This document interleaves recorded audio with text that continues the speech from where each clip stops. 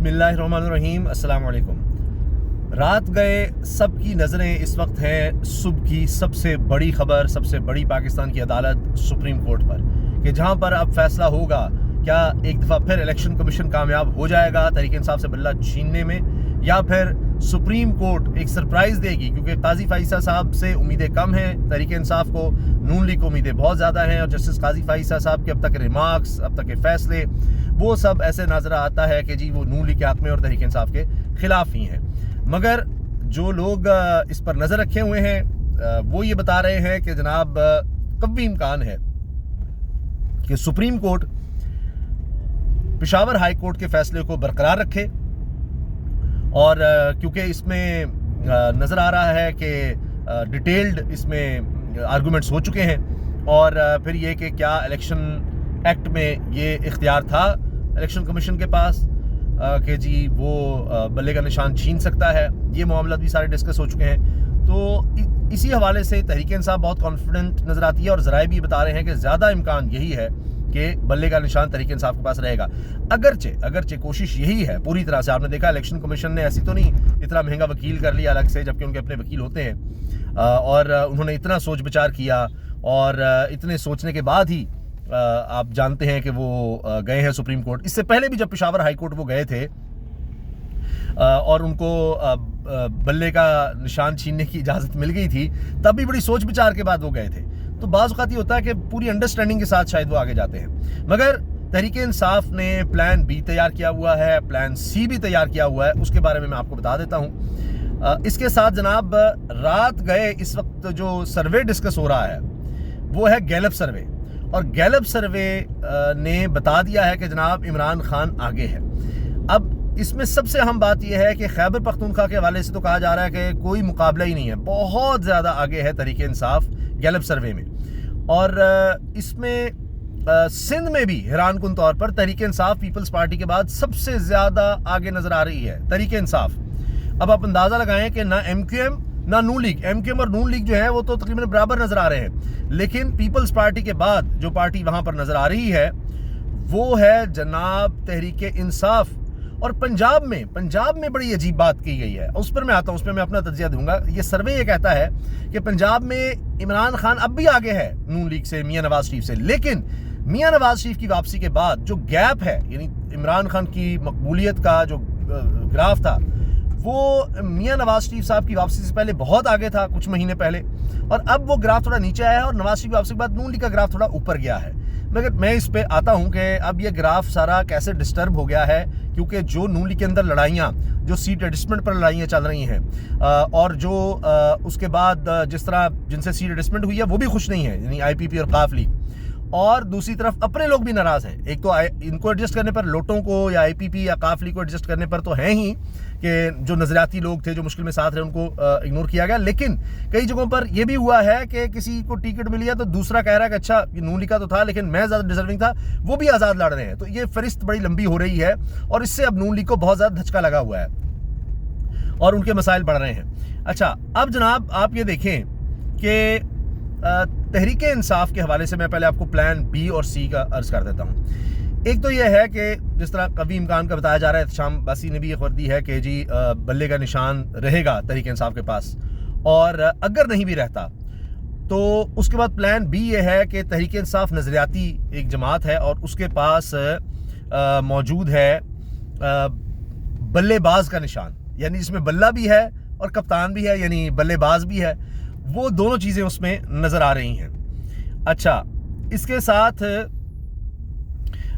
एक और बात ये कि प्लान सी, ये तो प्लान बी है ना जी, कि तहरीक इंसाफ जो है तहरीक इंसाफ नज़रियाती के मामले पर नज़र आ सकती है। फिर प्लान सी इसके अलावा है, अगर ये भी प्लान रोका जाता है तो फिर इससे आगे भी प्लान है।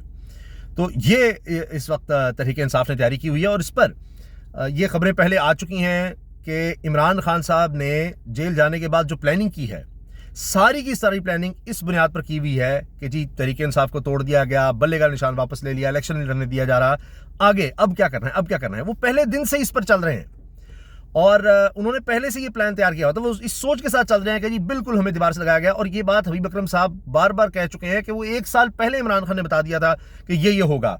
मुझे गिरफ्तार किया जाएगा, नाअहल किया जाएगा, मेरी पार्टी को तोड़ा जाएगा, मियां नवाज शरीफ को वापस लाया जाएगा, उसको अहल करार दिया जाएगा, ये सारा कुछ होगा, लेकिन फिर इलेक्शन मैं जीत जाऊंगा। तो वो तो उस प्लानिंग के साथ चल रहे हैं जिन्होंने बनाई अपनी प्लानिंग की हुई है। अच्छा, अब आप आ जाइए कि जो अभी खबरें आ रही हैं जिसका मैंने हवाला दिया, गैलप सर्वे। अब इसको बड़े लोग जो कि इमरान खान साहब के शदीद तरीन मुखालफीन हैं वो शेयर कर रहे हैं और इसमें बता रहे हैं देखें जी गैलप सर्वे देखिए आ गया। अब उसमें वो इस चीज़ को हाईलाइट उस तरह नहीं कर रहे कि जी खैबर पख्तूनख्वा में बहुत ज़्यादा फ़र्क है, वहाँ तो कोई मुकाबला ही नज़र नहीं आता। अब इस गैलप सर्वे के मुताबिक आप अंदाज़ा लगाइए, पीटीआई इस वक्त लीड में है जी 45%। और ये जनाब 2018 के इलेक्शन जो थे उसमें 37% पर थी तहरीक इंसाफ, और आप देखिए अकेली हुकूमत बनाने में कामयाब हो गई थी 37% के साथ, वहाँ पर उस वक्त ये सूरत हाल थी। अच्छा, और अब 45% वो कह रहे हैं जी उससे भी कहीं आ गया, और बाकी सारी जमातें मिल भी जाएं तो वो करीब करीब कहीं नज़र नहीं आती। इसी तरह अगर आप देखिए इस वक्त जो सूरत हाल है सिंध की, वहाँ पर पाकिस्तान पीपल्स पार्टी जो है वो 42% पर है, तो 19% तहरीक इंसाफ, और आप अंदाजा करें कि नून लीग और एमक्यूएम 4% पर है। इस पर मजहरबाज साहब ने बड़ा दिलचस्प तबसर किया। उनका कहना है कि जी एमक्यूएम भी चाहती है कि बल्ले का निशान ना हो, और एमक्यूएम इसलिए चाहती है बल्ले का निशान ना हो कि उनके लोग जो हैं वो पीपल्स पार्टी को तो इतना डेंट नहीं पड़ेगा इस चीज़ से, बल्ले के निशान से ज़्यादा एमक्यूएम को पड़ेगा कि उनके लोग वोट डालेंगे तहरीक इंसाफ को, और चूंकि एमक्यूएम से बददिल हो चुके हैं। अगर बल्ले का निशान हुआ शायद कुछ लोग वापस आए। अच्छा, जमात इस्लामी भी समझती है कि अगर बल्ले का निशान हुआ तो उनको फायदा इसलिए होगा कि जो तहरीक इंसाफ को वोट नहीं डाल सकेंगे वो शायद फिर जमात इस्लामी को वोट डालें।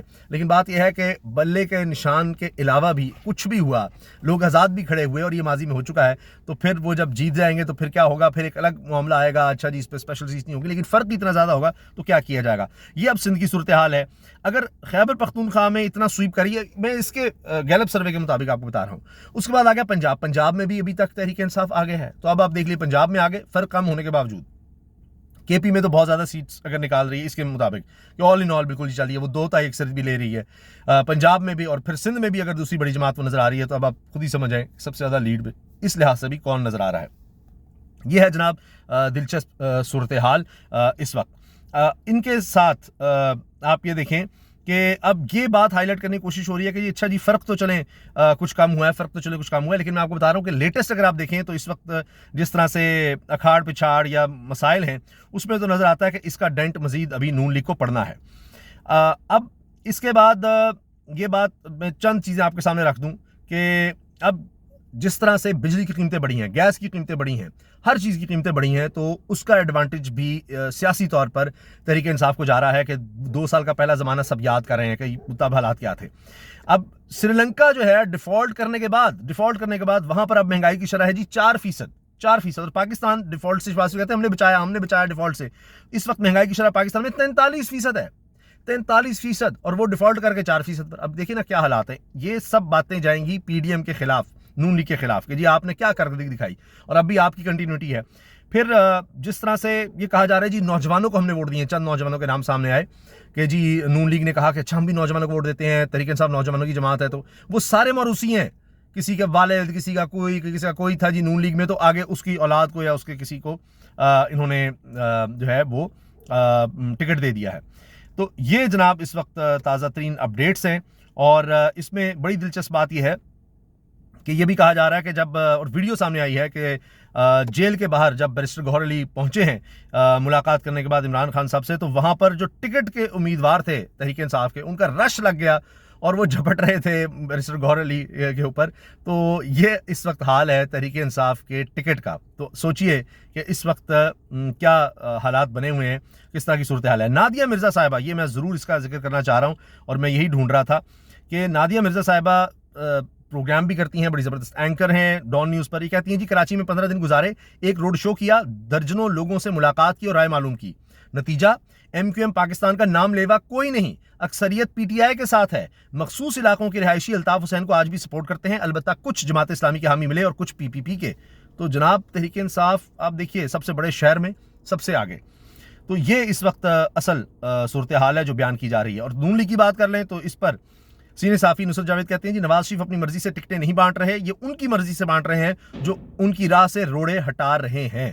तो ये जब परसेप्शन होगा मियां साहब का, तो आप सोचिए कहां से वोट, कौन उनको वोट देगा।